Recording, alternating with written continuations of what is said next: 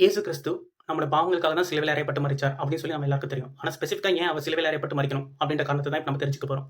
Last வீடியோலேயே share பண்ணியிருப்பேன். இயேசு கிறிஸ்து ரோமன் எம்பையரில் வாழ்ந்ததோ, இல்லைனா ஜனங்க அவர் சிலுவையில் அறைய சொல்லி கேட்டுக்கொண்டதோ, இல்லைனா பிலாத்து அவரை சிலுவையில் அறைய ஒப்பு கொடுத்ததோ இதுக்கு காரணமே இல்லை. இதெல்லாம் ஒரு ஜஸ்ட் சப்போர்ட்டிங் ஃபேக்ட்ஸ் ஈவெண்ட்ஸ் மாத்திரம் தான்.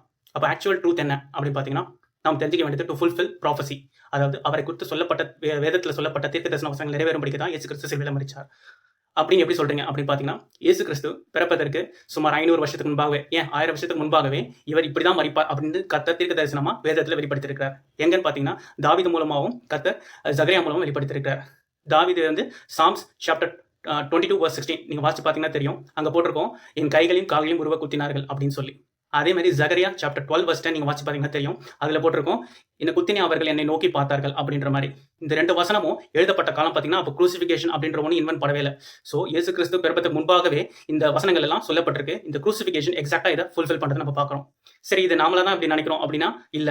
அப்போஸ்தல் ஜான் வந்து ஜான் சாப்டர் 19:37 இந்த எக்ஸாக்ட் இந்த ஜகரியா 12:10 நம்ம வாட்சமே இந்த வசனத்தை அவர் அங்கேயே மென்ஷன் பண்றார். அது மட்டும் இல்ல, அங்க நடந்த எல்லா சம்பவமே வேதத்துல சொல்லப்பட்ட தீர்க்க தரிசன நிறைவேறல் தான் அப்படின்னு சொல்லி ஜான் சாப்டர் 19 நிறைய தீர்க்க தரிசன நிறைவேறல் அங்க மென்ஷன் பண்றாரு. அதாவது அவருடைய எலும்புகள் முறிக்கப்படாது அப்படின்றது, அதுக்கப்புறம் வந்து அவர் தாகமா இருக்கிறேன் அப்படின்னு சொன்னது, அவர் உடைகளின் பேர்ல சீட்டு போட்டாங்கன்னு சொல்றது, அப்புறம் நம்ம பார்த்த இந்த வசனம் குத்தின என்னை அவர்கள் நோக்கி பார்த்தார்கள் அப்படின்னு சொல்லி. ஸோ இது எல்லாமே வேதத்துல சொல்லப்பட்ட தீர்க்க தரிசன நிறைவேறலுக்காக தான் இயேசு சிலுவையில மரிச்சார்.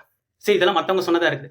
இயேசுவே என்ன சொன்னார் அப்படின்னு பார்த்தீங்கன்னா, இயேசுவும் இதே தான் சொல்றாரு. தீர்க்க தரிசனம் நிறைவேறும்படி தான் இப்படிலாம் சம்பவிக்குது. அது எங்க இருக்கு அப்படின்னு பார்த்தீங்கன்னா, மேத்யூ சாப்டர் 26 verse 24, 34, verse 56 இதெல்லாம் நீங்க வாசிச்சு பார்த்தீங்கன்னா உங்களுக்கு அங்கேயும் தெரியும் இயேசு கிறிஸ்து என்ன சொல்றாரு. இயேசு கிறிஸ்து சொல்றாரு, நான் மனுஷகுமாரன் தாம் எழுதியிருக்கிறபடியே போகிறார் அப்படின்னு சொல்லிட்டு. அது இந்த எழுதியிருக்கிறபடியே அப்படின்னு சொல்றது அவர் எதை மீன் பண்றார் அப்படின்னா, வேதத்துல அதாவது ஓல்ட் டெஸ்டமெண்ட்ல இவரை குறித்து இவரோட மரணத்தை குறித்து சொல்லப்பட்ட வேத தீர்க்க தரிசன வசனம் நிறைவேறும்படினா அவர் அப்படி சொல்றாரு. செகண்ட் பாத்தீங்கன்னா verse 54, verse 56 பாருங்க. அங்க அவர் சொல்றாரு, நான் இப்பொழுது என் பிதா வேண்டிக் கொண்டா தேவதூதர்கள் அனுப்பிச்சு என்ன விடுவிக்க மாட்டாரா? அப்படி செய்வேனால் என்னை குறித்து எழுதப்பட்ட வேத வசனங்கள் எப்படி நிறைவேறும் அப்படின்னு சொல்றாரு. அதே மாதிரி verse 56ல சொல்றாரு, ஆகிலும் தீர்க்கதரிசிகளால் சொல்லப்பட்ட நிறைவேறும்படி இப்படி எல்லாம் சம்பவிக்குதுன்னு சொல்லிட்டு. ஸோ நம்ம இதுல இருந்து நம்ம என்ன தெரிஞ்சுக்கிறோம்னா, இது நடந்தது எல்லாமே ஜஸ்ட் ஒரு எதர்ச்சியா நடந்தது இல்ல. வேதத்துல சொல்லப்பட்ட தீர்க்க தரிசன வசனங்கள் நிறைவேறும்படிக்கு தான் இயேசு இப்படியாக சிலுவையில மரிச்சார்.